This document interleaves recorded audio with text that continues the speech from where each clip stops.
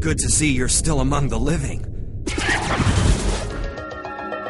About 2 months ago, there was this incident involving zombies. Not long after that, all this started to happen. In 1998, the quaint, innocent town of Raccoon City was destroyed by a nuclear missile after being deemed a threat to national security. Only a handful of people made it out to share the stories of the city's final moments. Some survived because they were trained to.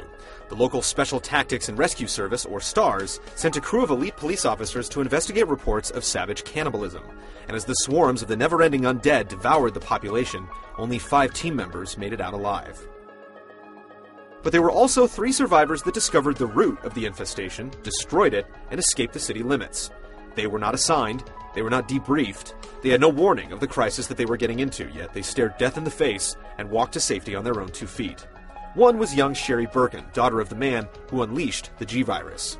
Her self-appointed guardians were Claire Redfield and Leon Kennedy. Now that you're with me, I finally have someone to rely upon. 7 years later, these 2 impromptu partners are about to team up for another unexpected search and rescue mission. In an unthinkable terrorist attack, the Harvardville airport has become another zombie hotspot, one that might spread the T-virus throughout the country unless the truth behind the government's involvement in the destruction of Raccoon City is revealed. What the members of the Special Response Team, or SRT, dispatched to clear out the airport don't realize is Leon and Claire know more about zombies than most people on the planet.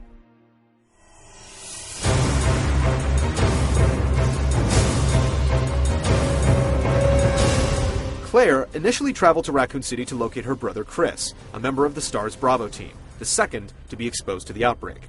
He and his colleagues were the first to speak out against the Umbrella Corporation that later claimed full responsibility and dissolved.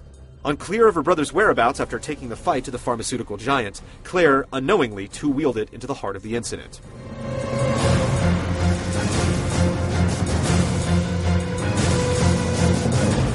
Leon Kennedy picked the worst time to join the Raccoon City Police Department. The rookie was forced to abandon his vehicle and ran into Claire, fleeing a nearby diner.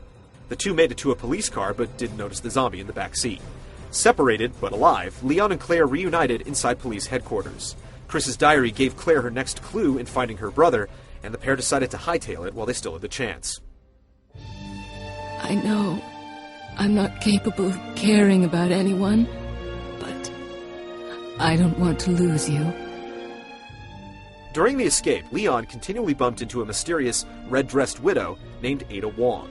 Ada used the uncertain circumstances of her lost boyfriend to disguise the fact that she was really on a mission to recover the G-Virus from Shelley's parents. Leon refused to believe the truth until it was too late and was forced to leave Ada behind.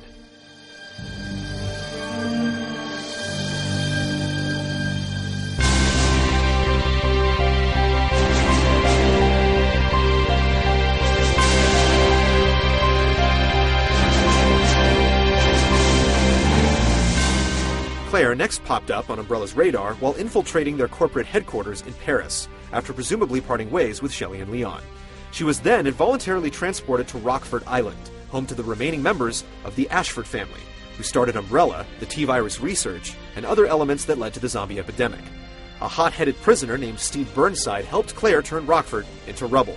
But the 2 lost control of their cargo plane and were rerouted to a remote Antarctic base. Just like a big brother, huh? You're always looking out for your little sister. Chris Redfield soon followed them after surveying the damage done to Rockford. He sped to Antarctica in a stolen jet, and after a heartfelt reunion with his troublemaking sister, faced off against an evil that had been fermenting in the abandoned complex for over a dozen years. Once free and clear, the 2 again vowed to see the end of Umbrella.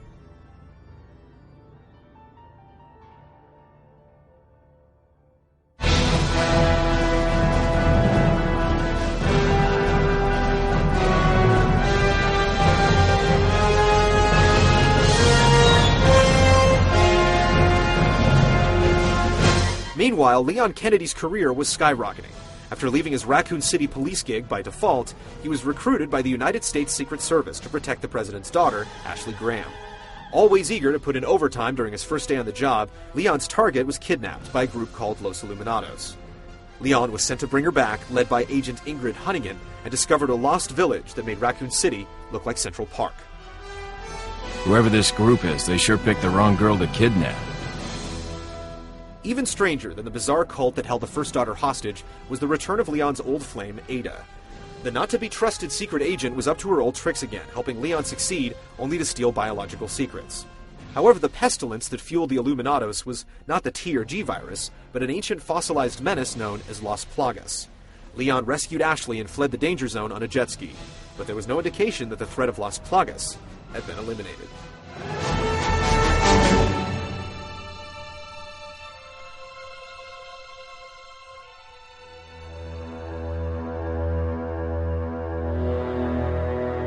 This takes us to 2005, 7 years after Raccoon City became a parking lot. After forcing a government investigation that led to Umbrella's ultimate fall, Claire Redfield now works for TerraSave, an organization dedicated to rescuing victims of chemical and biological attacks. Leon Kennedy continues his service to the U.S. government, occasionally summoned to put out fires that call for his special talents.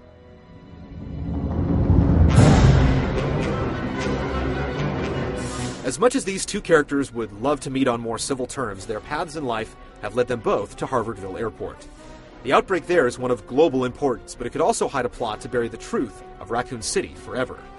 When Claire rode into that Midwestern town in search of her brother and Leon awaited a boring day of paperwork, the two had no idea the role they would play in the evolution of their species. Resident Evil Degeneration, a feature-length CG motion picture out now on DVD and Blu-ray, tells the next exclusive chapter in the saga of Leon and Claire. With a countdown clock ticking away the moments to extinction, their most important survival story is about to be told.